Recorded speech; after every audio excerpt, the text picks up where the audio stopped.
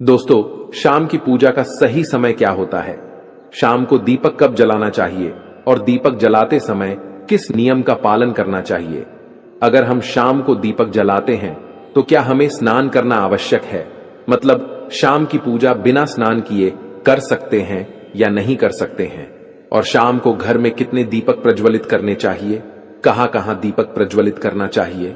दीपक जलाने का मंत्र क्या होता है? घर की परेशानियों को दूर करने के लिए और किसी विशेष मनोकामना को पूर्ण करने के लिए दीपक किस प्रकार से प्रचलित करना चाहिए? कि दीपक प्रज्वलित करने से पहले, मतलब शाम को पूजा करने से पहले क्या स्नान करना आवश्यक है? देखिए, शास्त्रों के अनुसार पूजा में शुद्धता आवश्यक होती है। तो जब हम सुबह पूजा करते हैं तब तो स्नान करना अत्यंत आवश्यक होता है। सुबह बिना स्नान के पूजा नहीं करनी चाहिए। लेकिन शाम की पूजा आप हाथ पांव मुंह धोकर भी कर सकते हैं। जरूरी नहीं है आप स्नान करें। अब देखिए, आप चाहे तो वस्त्र भी बदल सकते हैं या फिर आप सिर्फ हाथ मुंह धोकर खुला करके भी पूजा कर सकते हैं। जैसे कि आपको शाम के समय पूजा करनी है तो दिन में भी आप शुद्धता का ध्यान रखें। जैसे कि आप जब भी टॉयलेट जाते हैं, बाथरूम जाते हैं, तब उस समय शुद्धिकरण जरूर कीजिए, खुला जरूर करना चाहिए। हर बार जब आप बाथरूम जाते हैं तो अगर आप दिन भर शुद्धिकरण का ध्यान रखते हैं तो शाम के समय बिना स्नान किए भी सिर्फ हाथ पांव धोकर पूजा कर सकते हैं। और चाहें तो स्नान भी कर सकते हैं। जैसे कि गर्मियों के दिन है तो शाम के समय भी आप स्नान करके पूजा कर सकते हैं। तो बहुत सारी चीजें आप स्वयं भी अपने विवेक से निर्धारित कर सकते हैं। आपका अगला प्रश्न है कि शाम की पूजा में दीपक किस समय जलाना चाहिए? तो देखिए, शाम को जो पूजा का समय होता है वह प्रदोष काल का समय होता है। मतलब जिस समय सूर्य अस्त हो रहा होता है उस समय हमारे घर में दीपक प्रज्वलित हो जाना चाहिए। अब जैसे कि आप लोगों के प्रश्न आते हैं कि कितने बजे दीपक जलाना चाहिए शाम को, तो देखिए, शाम को सूर्यास्त का समय हर मौसम में अलग अलग होता है। जैसे कि सर्दियां चल रही होती है तो 5:30 बजे तक भी सूर्यास्त हो जाता है।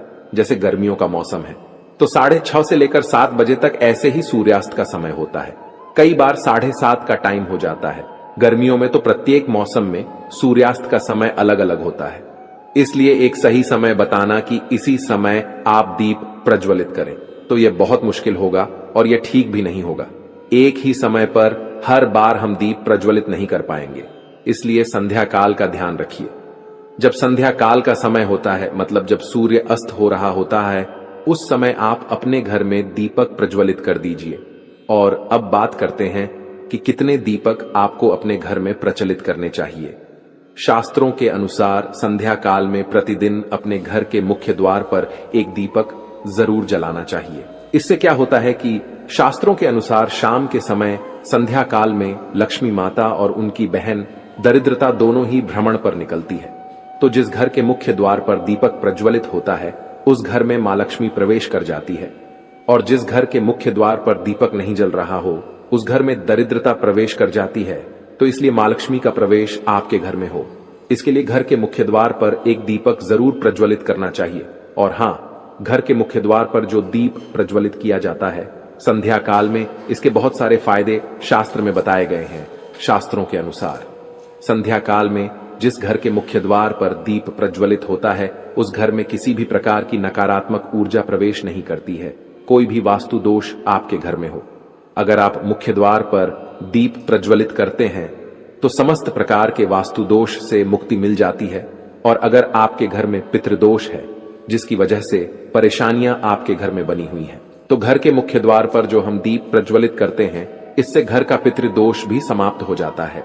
और इसके अलावा घर में किसी भी प्रकार की अशांति रहती हो या फिर आपके घर में बीमारियां बहुत रहती हैं, कलह रहता है, आर्थिक तंगी रहती है, तो घर के मुख्य द्वार पर हम दीप प्रज्वलित करते हैं तो समस्त प्रकार की परेशानियों से, दुखों से आपको मुक्ति मिल जाती है।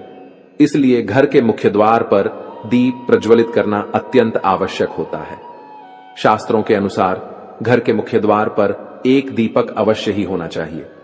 अब बात करें दूसरे दीपक की, तो दूसरा दीपक आपको अपने घर की तुलसी के पास प्रज्वलित करना चाहिए। शास्त्रों के अनुसार अगर शाम के समय संध्या काल में तुलसी की जड़ के पास अंधेरा रहता है, ऐसे घर में दरिद्रता का स्थायी वास बन जाता है। और जिन घरों में शाम के समय तुलसी के पास दीप प्रज्वलित किया जाता है ऐसे घर में लक्ष्मी का वास होता है। श्री हरि विष्णु सहित महालक्ष्मी ऐसे घरों में वास करती है, तो आपको प्रयास करना चाहिए कि शाम के समय तुलसी के पास एक दीपक अवश्य प्रज्वलित करें। अब बात करें अगले दीपक की, तो शाम के समय अपने घर के ईशान कोण में, मतलब जहां पर भी आपने अपने घर का मंदिर बनाया हुआ है उसी स्थान पर घर के मंदिर में एक दीपक अवश्य प्रज्वलित कीजिए।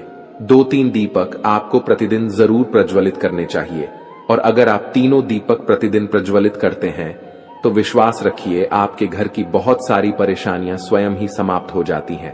और अब बात करते हैं अगले प्रश्न के बारे में, जो आप लोगों के हमेशा प्रश्न आते हैं कि दीपक किस चीज से प्रज्वलित करना चाहिए, सरसों का तेल डाल सकते हैं या नहीं, या फिर तिल के तेल का प्रयोग करना चाहिए, या फिर शुद्ध गाय के घी का किस चीज से हम दीपक प्रज्वलित करें। तो देखिए, शास्त्रों के अनुसार सरसों के तेल का दीपक हर जगह प्रज्वलित नहीं करना चाहिए। सरसों का तेल कड़वा तेल कहा जाता है। इस तेल का दीपक हम प्रज्वलित करते हैं शनिदेव के लिए। अगर आप दीप दान करते हैं शनिवार के दिन तो आपको सरसों के तेल का दीपक प्रज्वलित करना चाहिए। और आप चाहे तो जैसे कि पीपल का वृक्ष होता है वहां पर भी सरसों के तेल का दीप प्रज्वलित कर सकते हैं, या फिर भैरव देवता होते हैं उनके लिए भी तेल का दीपक प्रज्वलित किया जाता है। इसके अलावा कहीं पर भी सरसों के तेल का दीप प्रज्वलित करने की बात शास्त्रों में नहीं कही गई है। शास्त्रों के अनुसार किसी भी देवता के निमित्त जो हम दीप प्रज्वलित करते हैं उसमें गाय का घी डालकर ही प्रज्वलित करना चाहिए। अब देखिए, ऐसे समय में जबकि गाय का शुद्ध घी नहीं मिल पाता है तब हमें क्या करना चाहिए। तब आपको गाय के घी के नाम पर जो भी घी मिल जाता है या फिर शुद्ध घी मिल जाता है उसका प्रयोग कर सकते हैं, या फिर आप चाहें तो तिल के तेल का दीप प्रज्वलित कर सकते हैं। तो प्रतिदिन जो आप दीपक प्रज्वलित करते हैं अपने घर में, चाहे आप घर के मुख्य द्वार पर प्रज्वलित करें, या फिर तुलसी के पास प्रज्वलित करते हैं, या फिर घर के ईशान कोण में प्रज्वलित करते हैं, तो सभी दीपक आप तिल के तेल या शुद्ध घी का प्रज्वलित करें। और हाँ, जब आप दीपक प्रज्वलित करते हैं, जैसे कि मुख्य द्वार पर ज्योति प्रज्वलित करेंगे, या फिर तुलसी के पास दीप प्रज्वलित करते हैं, या फिर घर में जो दीप प्रज्वलित किया जाता है, तो एक चीज का ध्यान रखना चाहिए, कभी भी दीपक को सीधे जमीन पर नहीं रखा जाता है। दीपक रखते समय प्रतिदिन दीपक के नीचे थोड़ा सा आप चाहे तो चावल रख सकते हैं, या फिर आप चाहे तो थोड़े से पुष्प रख सकते हैं। और हाँ, अगर आप दीपक के नीचे चावल रखते हैं तो इस बात का आपको ध्यान रखना है कि चावल अखंडित होना चाहिए, क्योंकि ऐसा माना जाता है कि अगर टूटे हुए चावलों का प्रयोग हम पूजा में करते हैं, किसी भी प्रकार से, चाहे दीपक के नीचे रखकर करते हैं या फिर अक्षत के स्वरूप में करते हैं, तो इससे घर में दरिद्रता आती है। इसलिए अखंडित चावल होने चाहिए। अगर आप दीपक के नीचे रखते हैं तो, और जैसे कि कई लोगों के प्रश्न आते हैं कि प्रतिदिन जो दीपक के नीचे हम चावल रखेंगे तो उस चावल का अगले दिन क्या करना चाहिए, तो अगले दिन उठाकर आप पक्षियों को डाल दीजिए, पक्षी उसे खा जाते हैं। और घर में जो आप ईशान कोण में दीप प्रज्वलित करते हैं, मतलब घर के मंदिर में जो दीपक प्रज्वलित किया जाता है, उस दीपक को आप किसी पात्र में भी रख सकते हैं। जैसे कि एक छोटी सी प्लेट ले लीजिए, उसी प्लेट में दीपक रख दीजिए और उस दीपक को हम प्रज्वलित करते हैं। मतलब घर के मंदिर में जो दीपक प्रज्वलित करेंगे वह आप किसी पात्र में भी रख सकते हैं, लेकिन सीधे जमीन पर आपको कोई भी दीपक नहीं रखना। इस बात का ध्यान